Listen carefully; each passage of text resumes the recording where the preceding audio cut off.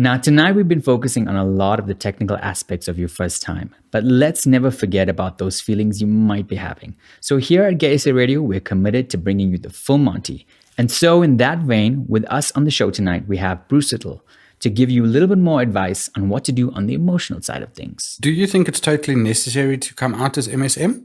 I think it's up to you as an individual. It's not up to me to dictate to anyone what they should or shouldn't do with regards to how they express themselves in society. So it's up to you. I think for me personally, it was definitely more beneficial coming out as a gay man. You see, what a lot of people don't know is that MSM, men who have sex with men, do not necessarily identify as gay or bisexual. There are many men who have sex with men purely because of circumstance, because of they find themselves in situations where there are no individuals of the opposite sex for them to express themselves sexually. So, for example, there's classic stories of young men in boys' schools experimenting with one another. There's also cases where men in prison who do not have access to women experiment with one another sexually. So it's up to the individual. If you feel that you'll be more liberated by coming out to your community or to your society, then do so. But as I said before, make sure that you do it in such a way where you'll be supported and most importantly, that you'll be safe. And do you have any advice for newcomers when dealing with real life instances of discrimination? There are so many different ways to be discriminated against.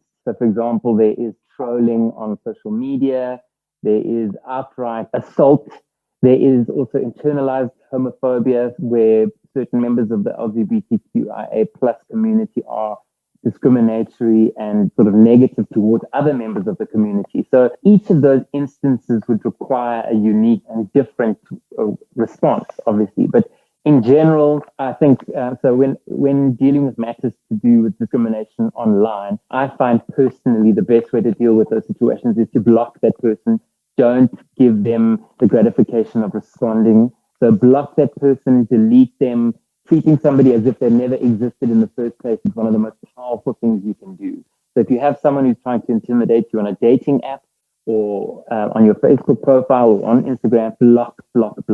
When it comes to actual physical encounters in the real world, try and get yourself to safety. Try not to allow yourself to be isolated or vulnerable in a situation where you might be victim to people who are ignorant or have bad, negative, sort of violent intentions against you. And then in general, just take care of yourself. If you're going out, make sure that you have at least one or two friends with you. Try not to put yourself in situations where you are vulnerable. It's sad that we have to make sure that we don't have to be, that we're not vulnerable, but we do live in a society where we have to make sure that we have some kind of backup and some kind of support. And then lastly, I think besides turning to the internet, where else would MSMs turn to for help or advice? There are many different ways. So there are publications that young MSM can, so newspapers, for example, Exit newspaper, I think it's www.exit.co.za. They can check it out. There's in the Western Cape, there's a newspaper called The Pink Tongue. There are classifiers at the back of the newspapers. And in the beginning of the newspapers, there are different groups and associations and churches and communities from the LGBTQI community that young MSM can associate with to find out more about this community and find out more. If you expose yourself to other people in the community, you find out more about yourself. You'll find out about more resources and how to find support and how to feel better and stronger about yourself. And then also, just, there are certain clubs and places that gay-friendly venues in different cities. So just find out where those places are. And there are even apps that are now available. So you can download an app onto your phone called AppFab, which is APP and then FAB. And you can download it directly onto your phone to see the latest LGBTQI news, events, and where you can go, and even chat rooms and forums where you can engage with other LGBTQI people safely online. Thank you so much, Bruce Little, for joining us on the Steam Room tonight as we talk about first-timers, the ins and the outs of being a newcomer to MSM.